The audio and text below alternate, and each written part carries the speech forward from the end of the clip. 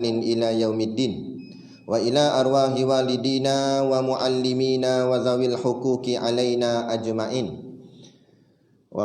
بسر الفاتحة أعوذ بالله من الشيطان الرجيم بسم الله الرحمن الرحيم الحمد لله رب العالمين الرحمن الرحيم مالك يوم الدين إياك نعبد وإياك نستعين اهدنا الصراط المستقيم صراط الذين أنعمت عليهم غير المغضوب عليهم ولا الضالين آمين. بسم الله الرحمن الرحيم الحمد لله الذي أنزل على عبده الكتاب ولم يجعل له عوجا أشهد أن لا إله إلا الله وحده لا شريك له له الملك وله الحمد يحيي ويميت وهو على كل شيء قدير وأشهد أن سيدنا محمدا عبده ورسوله اللهم صل وسلم وبارك على سيدنا محمد وعلى آله وصحبه ومن تبعه ونصره ووالاه سبحانك لا علم لنا إلا ما علمتنا إنك أنت العليم الحكيم رب اشرح لي صدري ويسر لي أمري واحلل عقدة من لساني يفقه قولي ولا حول ولا قوة إلا بالله العلي العظيم أما بعد. Alhamdulillah, kita sama-sama panjatkan syukur kehadrat-Allah Subhanahu wa taala yang dengan limpah dan kurnianya diizin oleh Allah Subhanahu wa taala kepada kita pada malam ini untuk sama-sama kita duduk di dalam majlis ilmu yang juga disebut oleh baginda Nabi sallallahu alaihi wasallam dengan panggilan Riyadul Jannah. Seperti mana sabdaan Nabi sallallahu alaihi wasallam, "Idza marartum bi riyadil jannah." Jika kalian berjalan, kalian bertemu dengan taman-taman syurga. Maka kata Nabi, "Farta'u." Singgahlah dan nikmatilah taman-taman tu. Maka sahabat tanya, "Ya Rasulullah, wa ma riyadul jannah?" Apa yang dimaksudkan dengan taman-taman syurga? Sedangkan syurga ni kan barang akhirat, nanti baru boleh dapat. Tiba-tiba Nabi kata dunia ni kalau kamu jalan kamu nampak ada taman syurga, singgah. Kok macam mana ada taman syurga? Sahabat tanya. Kan? Maka Nabi jawab, yang dimaksudkan dengan taman-taman syurga Allah itu ialah hilakuz zikr. Apa makna hilakuz zikr? Artinya majlis yang di dalam majlis itu adalah majlis zikir. Majlis zikir. Zikir ni asal perkataan zal kaf ra, zakara. Zakara tu maksudnya ingat. Zikir ni maknanya ingat. Jadi bila disebut majlis zikir, bukan hanya semestinya majlis tahlil ke dan sebagainya, ataupun apa nama ni, baca yasin ke apa ke. Kan, macam saya tadi ni salah masjid pergi. Confident dah daripada Perak tekan kat Weh tu. Masjid dia keluar situ dia tulis Masjid Jami' Kampung Baru Alma. Kita tak tahu rupanya ada kampung baru, ada kampung tak baru. Dia tulis situ. Kita pun tekan confident pecut kereta. Tengok jam, awal sampai ni. Dia tulis begitu estimate situ kan. Memang sampai awal dah. Sampai siap pergi tandah. Nampak? Sampai jemaah situ tanya, "Oh, ada ceramah?" Dia macam tak tahu dah pula. Dia kata, ada ceramah? Tak apa nak. Lepas tu, bukan malam ni baca yasin ke dia kata. Oh, pula dah baca yasin. Nampak? Dah jemput ustaz baca yasin ke macam mana ni? Dah ustaz sebenarnya ceramah mana katanya. Kita buka balik WhatsApp. Kita baca ni Masjid Jami' Kampung Alma. Bukan sini Ustaz, dia kata. Situ Kampung Alma, sini Kampung Baru Alma. Oh, beza tang baru. Jadi itu juga kata Nabi majlis zikir. Yakni ada baca ayat Quran, hadis. Dan malam ni juga kita buat kuliah, walaupun mungkin masjid lain baca yasin. Kita tak buat baca yasin, kita buat majlis ilmu. juga termasuk dalam majlis zikir, kerana apa yang kita sampaikan pada malam ni menyebabkan kita akan ingat kepada Allah, ingat kepada Rasulullah dan ingat pada Islam. Bila ingat, itulah dalam bahasa Arab namanya zikir. Ini majlis zikir juga. Ini ada kalau orang jenis tak ngaji, jenis tak faham, dia kata, "Heish, mana boleh malam Jumaat buat kuliah?" Dia kata. Nah, 7 keturunan berturut-turut dah, dia kata. Masjid ni tak pernah miss baca Yasin. Oh, contoh, bukan sinilah, contoh pak lain. Ada satu jemaah tu, satu orang tu, dia nak jemput saya. Dia kata, "Ustaz, minta bagi satu tarikh kosong, Ustaz. Mana-mana pun tak apalah, Ustaz. Saya nak setting, Ustaz, jemputan ceramah di masjid saya ni." Kita pun buka kalender jadual. Tengok-tengok tak ada yang kosong, melainkan satu hari Khamis tu je. Adalah satu minggu tu, Khamis tu masjid tu batal, tak jadi buat. Jadi kosong situ, satu tu je kosong. Jadi kita kata hari Khamis boleh. Nak minggu 3 masa tu lah. Kata, "Tak apa Ustaz, nanti saya kompon balik, nak bincang dengan AJK." Tak apa, dia balik bincang dengan AJK. Bincang kata, "Ustaz, depa tak mau." Awak? Depa kata malam Jumaat hari Khamis kena baca Yasin. Saya kata, "Tak apalah. Malam Jumaat minggu lain kan baca dah. Malam ni kita dengar kuliah lah pula." "Tak boleh. Depa kata dah 7 keturunan dah masjid ni. Nak tak pernah miss baca Yasin." Tu kata. Lah kali saya kata gini lah. Saya pun tak ada ke mana juga pun. Saya datang jugalah. Saya nak join baca Yasin sekali. Tak apa, elok tak? Kata. Tak apa, kita Gi. Nak tengok-tengok depa baca Yasin, tak kena baca. Ya dia tu 6 harakat. Yasin, sin pendek. Tu kata. Yang ni yang kita nak maksudkan. Al-ilmu imamul amal wal amalu tabi'uhu.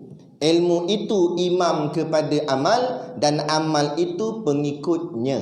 Apa maknanya? Baca Yasin itu amal. Membaca Yasin itu dengan ilmu. Kalau membaca Yasin tapi tidak dengan ilmu, akhirnya bacaan pun jadi salah. Begitu juga orang yang beramal tanpa ilmu, dikhawatiri amalnya akan salah. Bila amal salah, boleh pahala tak?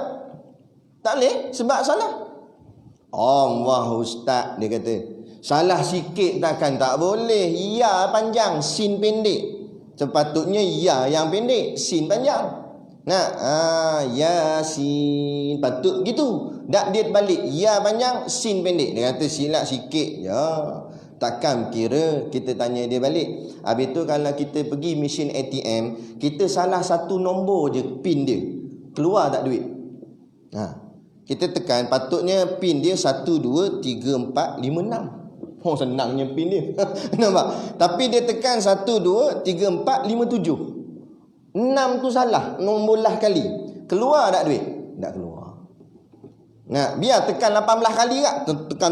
Apa mesin ni? Bodoh apa mesin ni? Tak nak keluar duit. Bukan mesin bodoh, mu tu yang tak betul. Ni nombor tak betul. Dan kalau nombor tak betul, duit tak boleh keluar. Dan kalau amal tak betul, boleh tak pahala? Tak boleh lah.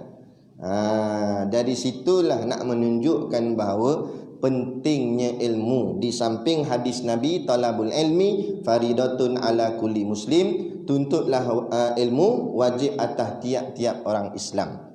Jadi kita beruntung pada malam ni kerana Allah mengizinkan kita hadir ke rumah Allah untuk kita duduk di dalam salah satu majlis ilmu yang ada di sekitar tempat kita.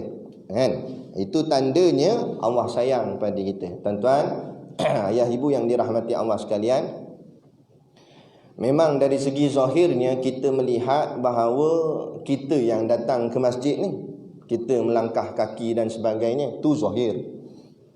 Tapi dari segi hakikat yang sebenar, Allah yang menyampaikan kita ke rumah ni. Kalau Allah tak izin, hati nak sangat pergi masjid, takkan boleh sampai. Melainkan Allah yang gerakkan tangan, kaki kita, badan kita untuk berjalan, akhirnya sampai ke masjid. Kata guru saya, Syekh Omar, dia kata, kalau benar kamu kata ya saya lah yang pergi masjid, aku nak tanya, berapa langkah kakimu sampai ke masjid. Kita tahu daripada rumah tadi kita berjalan sampai masjid, berapa langkah kita jalan? Kalau naik motor, lepas parking motor tu, kita turun daripada motor masuk dalam tempat kita duduk dalam masjid ni, berapa langkah? Kita boleh jawab? Tak boleh jawab. Lepas tu dia kata, Ustaz, esok boleh? Esok tak aci ya. Nak yang tadi ni tak boleh. Dah kamu kata kamu yang berjalan kan, kaki kamu yang melangkah kan, awakmu tak tahu kan yang langkah kan kamu, yang melangkah tu kan kaki kamu, kenapa kamu tak tahu? Itu menunjukkan sebenarnya bukan kita yang melangkah, tetapi Allah lah yang melangkahkan kaki kita untuk sampai ke rumah dia. Kerana Allah tahu berapa langkah kita berjalan sampai ke rumah dia. Ini bukti, itu tanda rahmat kasih sayang Allah, maka Allah dekatkan kita pada rumah dia. Ada macam orang buat kenduri kahwin kan, kalau tu jenis musuh ketat dia, musuh lama dia, memang tak boleh. Dia kata aku mati hidup semula memang aku tak nak kawan dengan dia. Marah sungguh. Bila dia marah sungguh, walaupun jiran sebelah, dia jemput tak kenduri? Tak jemput dah. Walau rumah sebelah ya, tapi sebab musuh tak jemput. Sebab apa? Sebab musuh. Tapi kalau baik, jauh macam mana, langkau negeri, 4 negeri langkau sampai Johor, jemput juga suruh datang. Begitu jugalah kalau Allah bermusuh dengan kita, rumah sebelah masjid pun Allah tak izin sampai. Tapi kalau Allah kasih pada kita, rumah jauh daripada masjid, boleh sampai. Sama dengan jalan kaki atau naik kenderaan, semuanya dengan izin Allah. Jadi kita timbulkan sekali lagi rasa syukur kita pada malam ini, kerana Allah izinkan kita bersama-sama berada di dalam satu majlis yang sangat indah, yang sangat hebat. Kita kena nampak tuan-tuan ayah ibu yang dirahmati Allah sekalian, bahawa majlis malam ni adalah majlis yang paling besar. Walaupun yang hadir tu taklah begitu ramai, tapi majlis ni majlis yang sangat besar. Ada makan ke? Tak ada? Tak boleh makan tak? Tak apa, tak ada makan pun kita pandang majlis ni majlis yang besar. Jangan tunggu ada makan baru kata majlis perdana dah. Kita macam mana pun bila majlis di masjid kena pandang besar. Malah lebih besar daripada majlis persidangan di dalam parlimen atau persidangan raja-raja. Sebab apa? Sebab istana takkan standing dengan rumah Allah, parlimen takkan standing dengan rumah Allah. Kerana rumah Allah lah bangunan yang paling hebat sekali di atas muka bumi. Yang pertama sekali Kaabah Mekah, yang kedua Madinah, 3 Masjidil Aqsa, dan yang keempat semua masjid-masjid di atas bumi Allah. Kerana masjid adalah rumah Allah kan? Jadi kita beruntung kerana kita boleh masuk dan boleh duduk di dalam rumah Allah. Ada orang jadi YB, parlimen boleh pergi, masjid tak boleh pergi. Tapi dia sampai juga. Bila? 5 tahun sekali. 5 tahun sekali datang dia nak bagi bantuan, singgah rumah orang. Habis nenek orang didukung. Apa? Sebab nak biar orang pilih dia. Tumpang rumah makcik, nak tumpang buat ambil uduk. Nak ambil uduk, nak semayang. Makcik tu kata masjid depan tu, apa nak semayang rumah aku? Nak tunjuk baik. Ni kadang-kadang masalah kan. Kalau ikhlas sungguh tak apa. Tapi inilah kadang-kadang yang berlaku. Baik. Tadi panjang-panjang tu baru mukadimah.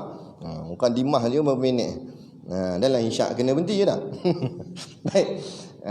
Sebelum lebih jauh lagi, memperkenalkan diri, nama saya Muhammad Syakir bin Nasoha daripada asal usulnya Shah Alam, Selangor. Tetapi malam ni bukanlah datang daripada Shah Alam. Malam ni datang daripada Batu Hampar, Berwas, Perak. Yang ni kalau orang kenal lah, rasa kenal Penang ni. Sekolah Ustaz Siddiq Noor. Tu tok guru saya. Dan beliau adalah mudir sekolah yang saya duduk sekarang ni. Dan saya pula adalah pembantu beliau merangkap sebagai timbalan mudir kan. Jadi bantu-bantulah dalam kerja-kerja pengurusan sekolah dan sebagainya. Jadi gitulah seberingkas. Dan sebelum tu juga kata-kata aluan yang sangat-sangat saya hormati kepada pengerusi masjid dan seluruh saf kepimpinan yang terlibat dalam menjayakan program-program mengimarahkan masjid. Nah, yang tak dapat kita nak sebutkan namanya satu persatu, termasuklah para imam, para bilal, tok-tok siap dan semua sekali. Dan yang amat-amat saya sanjungi para asatizah, alim-alim ulama, tuan-tuan guru, ustaz ataupun ustazah yang mungkin hadir pada malam ini, mohonlah ditegur kepada hamba yang fakir dalam bidang ilmu ini sekiranya apa yang disampaikan dan dikongsikan ada salah dan silapnya. Yang kita kasihi ayah-ayah, ibu-ibu, pemuda-pemudi muslimin dan muslimat yang dirahmati Allah sekalian. Baik. Tajuk yang diberi pada saya sebenarnya ni ceramah orang cakap apa? Bidan terjun ke apa tak tahu. Sebab pagi tadi baru confirm. Ustaz, kuliah malam ni ke masjid saya boleh? Pagi tadi terus. Sebenarnya saya memang ada kuliah dah malam ni di Beruah jugalah, berdekatan dengan pondok. Tapi sebab meraihkan tempat tuan-tuan, saya minta anak murid saya ganti di sana dan saya ke sini. Jadi insya-Allah lah, sama-sama kita menghayati apa yang semampunya saya kongsikan. Jadi pada malam ni tajuk yang diberi kepada saya ialah akibat lebih pentingkan dunia dari Islam. Akibat lebih pentingkan dunia dari Islam. Daripada tajuk ni, skop besarnya, poin besarnya iaitu dunia dan juga Islam. Dunia dan Islam. Pertama sekali kita nak faham dulu apa tu dunia dan apa tu Islam. Islam tu agama lah. Tapi nak tahu dunia tu dulu, apa dunia. Kan? Kata hukama ad-dunya jifatun wa tulabuha kilabun, kata ulama. Apa makna dia? Dunia itu umpama bangkai dan siapa yang mencarinya umpama anjing. Yang kata tu ulama, bukan saya. Ulama kata dunia diibaratkan seperti bangkai dan siapa yang terkejar-kejar akan dunia maka dia macam anjing. Tapi yang maksud sini bukan makna kita tolak dunia, tak. Tapi yang terhegeh-hegeh akan dunia. Maksudnya mencintai dunia dalam hati dia. Orang jenis gini, maka ulama ibaratkan dia seperti kilabun. Apa kilabun? Anjing. Tengok anjing, kerana nak makan dia hentam semua. Yang kotor pun dia sapu, dalam tong sampah pun dia ambil. Gitu. Orang kalau mencintai dunia, nak tak cukup yang halal, yang haram pun dia ambil, yang haram pun dia sapu. Sebab apa? Sebab dalam hati ni kecintaan dunia begitu tinggi. Tak kira dah. Dia kata wak beli apa, janji untung. Janji nak untung, tak kira dah. Ni tak boleh ni. Senyap sudah dia kata. Nak janji untung apa? Ni masalah. Kita bukan masalah untung tak untung. Masalahnya boleh tak boleh dalam agama. Tu sebagai orang Islam, kalau nak kira untung, tu orang kafir. Acau mutu sami, tak peduli dah pahala dosa. Dia yang penting duit mesti masuk. Sebab dia bertuhankan duit. Jadi kalau kita pun ikut macam orang kafir, maknanya kita macam kafir kan? Jadi bukan lagi bertuhankan Allah, takut-takut bertuhankan duit. Ini yang jadi masalah. Hati-hati. Dunia ni, kata Imam Ghazali dalam kitab Minhajul Abidin, dia adalah termasuk salah satu daripada musuh yang kita kena hadap. Kata Imam Ghazali, musuh kita atas dunia ni semasa kita hidup ni ada empat. Ada empat musuh. Yang pertama nafsu lah, semua orang tahu kan? Yang kedua iblis. Tok Guru Siddiq Noh di pondok, dia tak panggil nafsu dengan iblis, dia panggil paksu dengan pakleh. Nampak? Tapi bukan paksu sini lah, kan paksu terasa pula. Nampak? Tapi dia kata tu, Allah dia kata main dengan paksu dengan pakleh ni payah, dia kata. Maknanya nafsu dengan iblis tu. Dia ganggu kita, Allah berat. Itu dua. Lagi dua, yang ketiga iaitu dunia, yang keempat iaitu manusia yang jahat. Daripada empat musuh ni, kata Imam Ghazali, daripada empat musuh ni, dua yang tak nampak, ghaib, alam ghaib, dua lagi nampak. Mana yang tak nampak? Nafsu kita tak nampak, iblis kita tak nampak. Tapi musuh yang kita nampak siapa dia? Dunia kita nampak ni, depan kita dunia ni. Kemudian manusia yang jahat pun kita nampak. Jadi kata Syekh, kata Imam, Kalau musuh yang nampak pun kamu tak boleh lawan, apatah lagi kamu nak lawan musuh yang tak nampak. Betul lah. Kita nak lawan nafsu, nak lawan iblis, padahal tak nampak. Nak, payahlah. Dah yang nampak pun tewas, dah macam mana nak lawan yang tak nampak? Dunia pun kita kalah dah, macam mana nak lawan nafsu? Manusia yang jahat pun kita tewas dah macam mana nak lawan iblis yang tak nampak? Manusia jahat yang menghantam agama, tak kira sama ada kafir harbi atau golongan munafik yang mengaku Islam tapi menghentam Islam daripada dalam. Kita senyap, mana kita kalah? Kita diam orang hina Nabi kita, kita diam orang hina agama kita. Dan macam mana kita nak lawan iblis setan? Sedang musuh yang nyata depan mata kita pun kita diam membisu 1000 bahasa tak kata apa. Sini saya tak tahulah, belah Penang. Nah, sekali dulu ada orang hina Nabi kan. Dia buat Facebook gambar lucah, tulis situ Muhammad Nabi kita yang mulia. Nah, jadi kami di Perak tempat saya lah, di sekitar Pantai Remis tu, kami berhimpun di sebuah masjid. Habis-habis semayang Jumaat, buat announcement minta jemaah tunggu untuk sama-sama kita tunjukkan solidariti kita, sokongan kita sebagai satu jemaah umat Islam, sayang ke Nabi, mempertahankan Nabi. Nah, saya pun panjat atas belakang hailak, kita berceramah, kita cakap, kita ceritakan tentang sirah Nabi, di mana di zaman Nabi ada orang pernah menghina Nabi, kemudian Nabi perintah salah seorang sahabat untuk bunuh orang yang menghina Nabi. Dari situlah ulama mengeluarkan beberapa hukum dan fatwa bahawa orang yang hina Nabi wajib dibunuh. Kan? Kita cerita. Nah, lepas tu kita minta lah tuan-tuan, tunggulah lepas sembahyang Jumaat. Sembahyang Jumaat penuh, sembahyang Jumaat. Bukan macam sekarang ni jarak 1 meter, jarak 1 meter memang nampak banyak, padahal jarak memang nampak banyak. Kan? Tapi dulu rapat kan, sebelum PKP. Rapat penuh sampai belakang.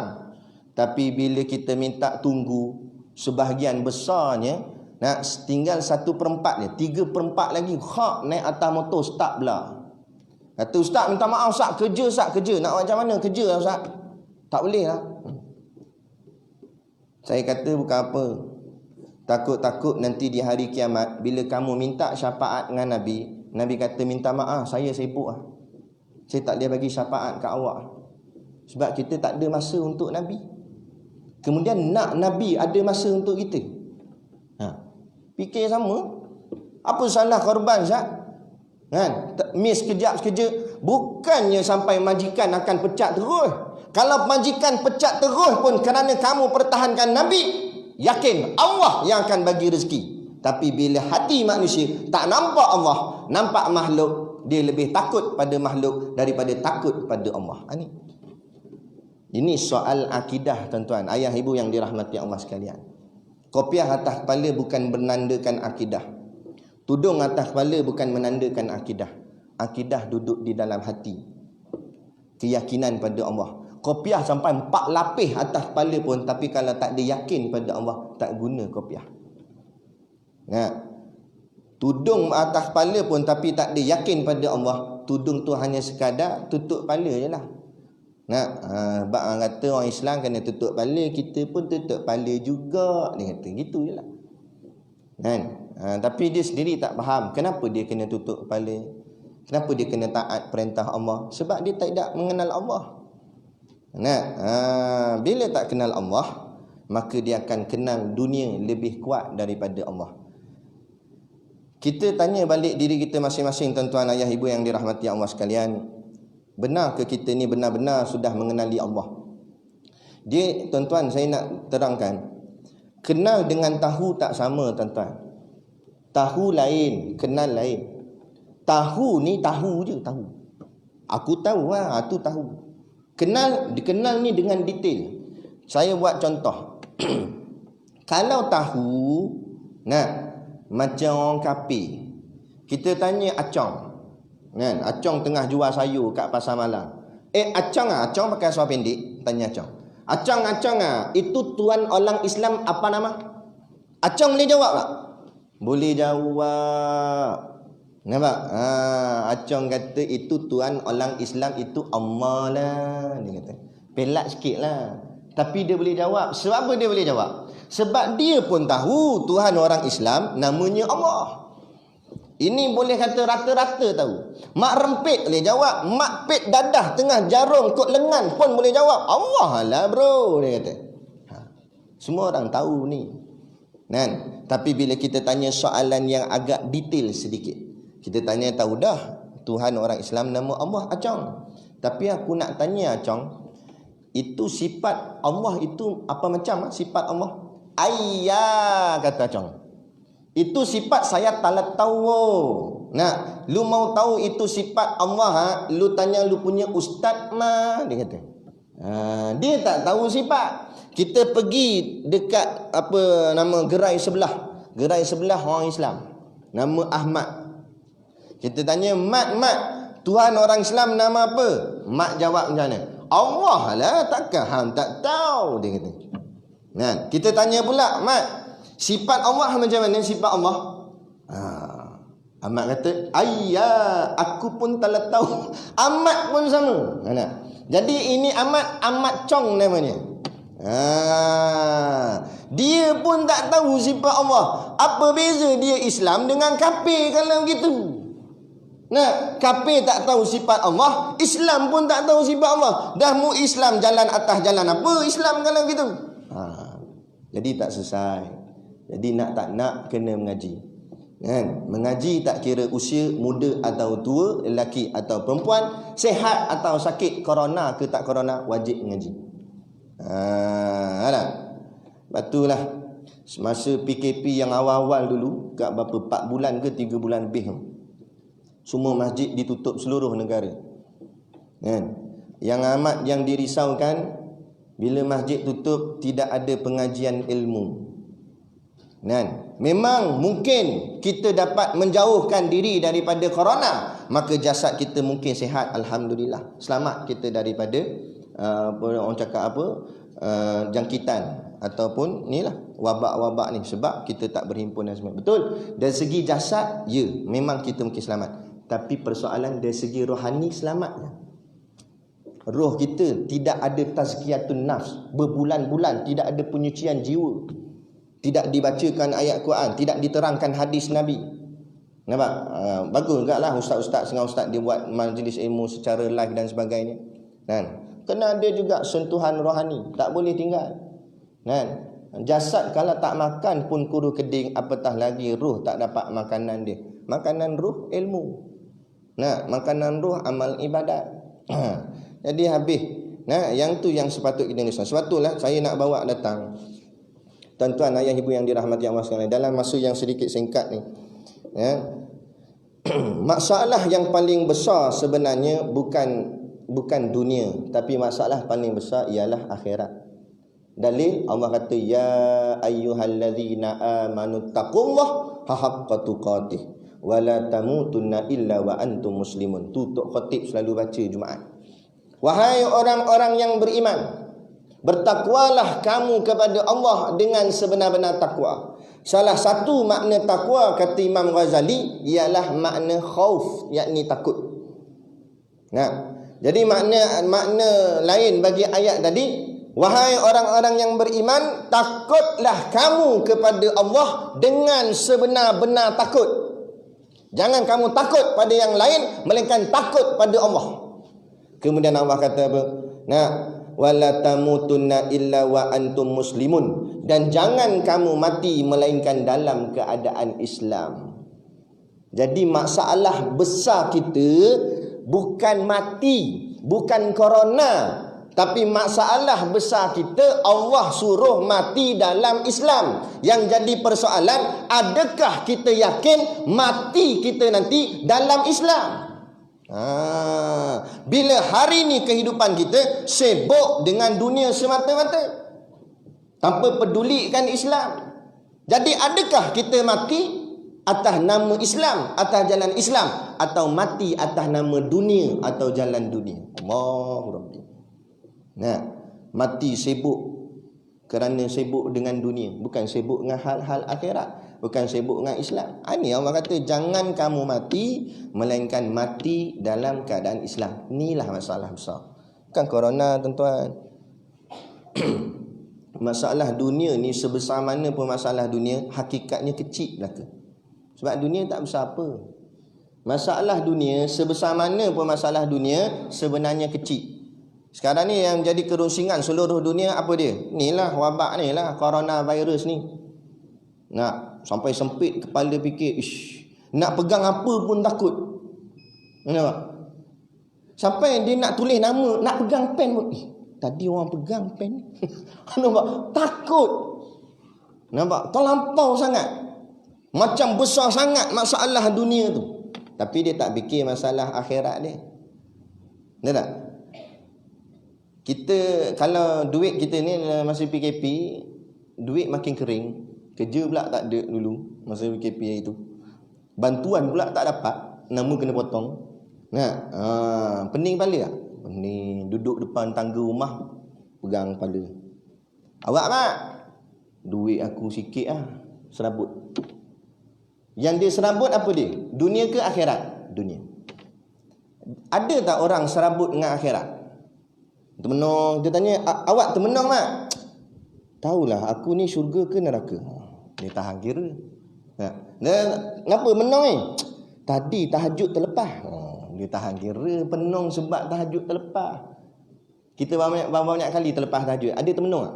Sikit pun tak heran. Bukan terlepas tahajud, terkejut. Subuh pun tak bangkit.